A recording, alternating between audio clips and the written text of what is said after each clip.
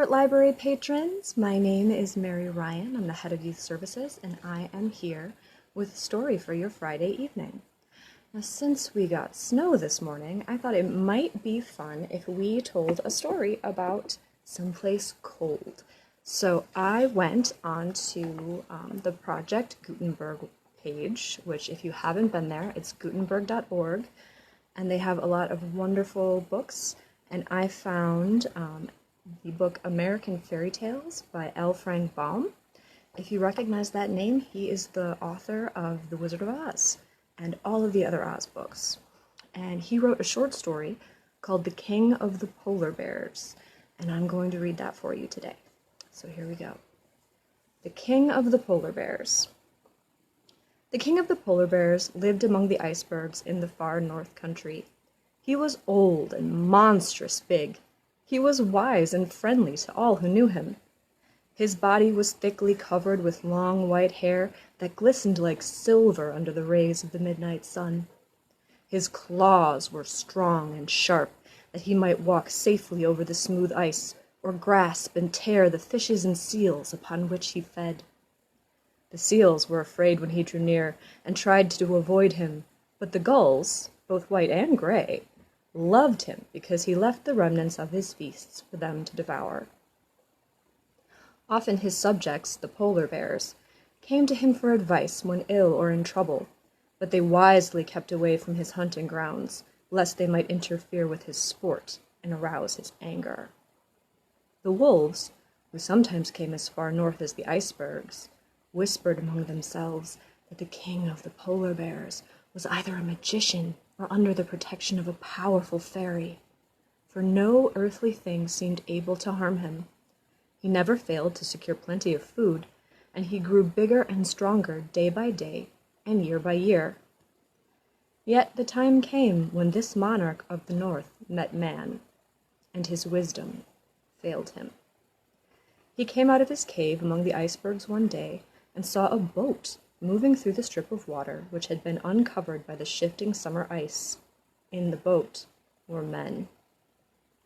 The great bear had never seen such creatures before, and therefore advanced towards the boat, sniffing the strange scent that aroused with curiosity, and wondering whether he might take them for friends or foes, food or carrion. When the king came near the water's edge, a man stood up in the boat, and with a queer instrument made a loud bang. The polar bear felt a shock. His brain became numb. His thoughts deserted him. His great limbs shook and gave way beneath him, and his body fell heavily upon the hard ice. That was all he remembered for a time. When he awoke, he was smarting with pain on every inch of his huge bulk, for the men had cut away his hide with its glorious white hair and carried it away with them to a distant ship. Above him circled thousands of his friends the gulls, wondering if their benefactor were really dead, and it were proper to eat him. But when they saw him raise his head and groan and tremble, they knew he still lived, and one of them said to his comrades, "The wolves were right. The king is a great magician, for even men cannot kill him. But he suffers for lack of covering. Let us repay his kindness to us by each giving him as many feathers as we can spare." This idea pleased the gulls. One after another they plucked with their beaks the softest feathers from under their wings, and flying down, dropped them gently upon the body of the king of the polar bears. Then they called to him in chorus, "Courage, friend! Our feathers are as soft and beautiful as your own shaggy hair. They will guard you from the cold winds and warm you while you sleep. Have courage, then, and live!" And the king of the polar bears had courage to bear his pain, and lived, and was strong again. The feathers grew as they had grown upon the bodies of the birds, and covered him as his own hair had done.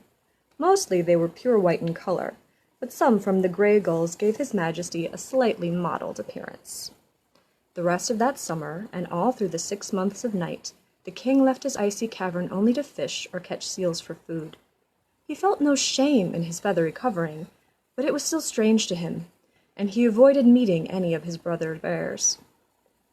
During this period of retirement, he thought much of the men who had harmed him, and remembered the way they had made the great bang, and he decided it was best to keep away from such fierce creatures.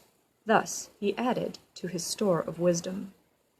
When the moon fell away from the sky, and the sun came to make the icebergs glitter with the gorgeous tintings of the rainbow, 2 of the polar bears arrived at the king's cavern to ask his advice about the hunting season.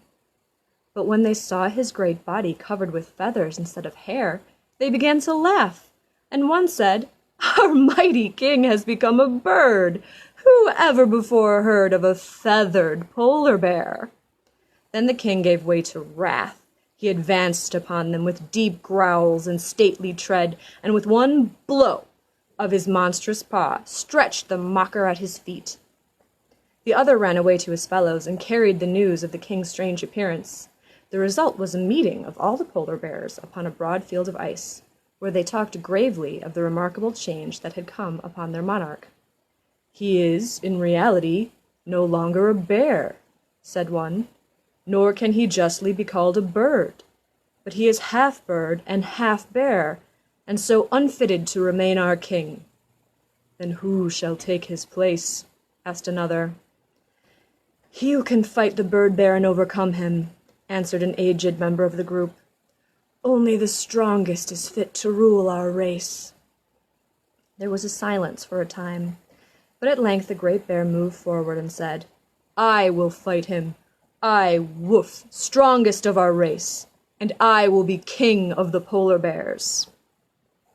The others nodded assent, and dispatched a messenger to the king to say he must fight the great wolf and master him or resign his sovereignty.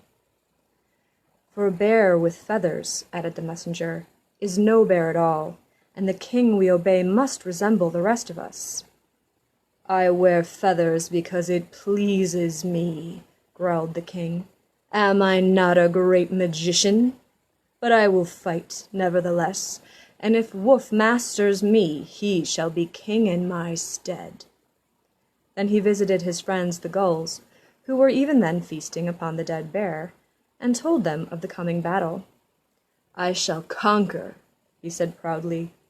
"Yet my people are in the right, for only a hairy one like themselves can hope to command their obedience." The queen gull said, "I met an eagle yesterday, which had made its escape from a big city of men, and the eagle told me he had seen a monstrous polar bear skin over the back of a carriage that rolled along the street. That skin must have been yours, O king, and if you wish, I will send 100 of my gulls to the city to bring it back to you."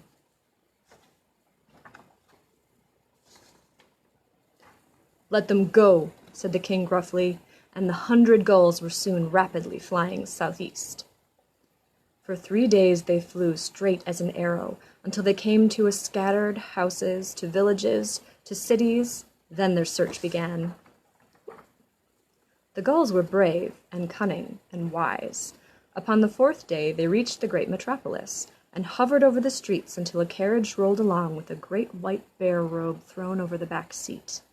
Then the birds swooped down, the whole 100 of them, and seizing the skin in their beaks, flew quickly away. They were late. The king's great battle was upon the 7th day, and they must fly swiftly to reach the polar regions by that time. Meanwhile, the bird bear was preparing for his fight. He sharpened his claws in the small crevasses of the ice. He caught a seal and tested his big yellow teeth by crunching its bones between them. And the queen gull set her band to pluming the king's feathers until they lay smoothly upon his body. But every day they cast anxious glances to the southern sky, watching for the 100 gulls to bring back the king's own skin. The 7th day came, and all the polar bears in that region gathered around the king's cavern. Among them was Woof, strong and confident of his success. "The bird bear's feathers will fly fast enough when I get my claws upon him," he boasted, and the others laughed and encouraged him. The king was disappointed at not having recovered his skin, but he resolved to fight bravely without it. He advanced from the opening of his cavern with a proud and kingly bearing, and when he faced his enemy, he gave so terrible a growl that Woof's heart stopped beating for a moment, and he began to realize that a fight with the wise and mighty king of his race was no laughing matter. After exchanging one or two heavy blows with his foe, Woof's courage returned, and he determined to dishearten his adversary by bluster. "Come nearer, bird bear," he cried. "Come nearer that I may pluck your plumage." With rage, he ruffled his feathers as a bird does, till he appeared to be twice his actual size, and then he strode forward and struck Woof so powerful a blow he fell prone on the ground. There we go. While the technical difficulties. While the assembled bears stood looking for fear and wonder at their fallen champion, the sky became darkened, and 100 gulls flew down from above and dropped upon the king's body a skin covered with pure white hair that glittered in the sun like silver. And behold, the bears saw before them the well-known form of their wise and respected master, and with one accord they bowed their shaggy heads in homage to the king of the polar bears. L. Frank Baum included a lesson. This story teaches us that true dignity and courage depend not upon outward appearance, but come rather from within. Also, I dropped the connection again. So this is the moral, or this is the lesson. This story teaches us that true dignity upon outward appearances, but come rather from within. Also, that brag and bluster are poor weapons to carry into battle. I hope you have liked The King of the Polar Bears by L. Frank Baum. Remember, you can find that online at projectgutenberg.org, and it is also, of course, a book. Keeping well, and we will see you again next time. Bye.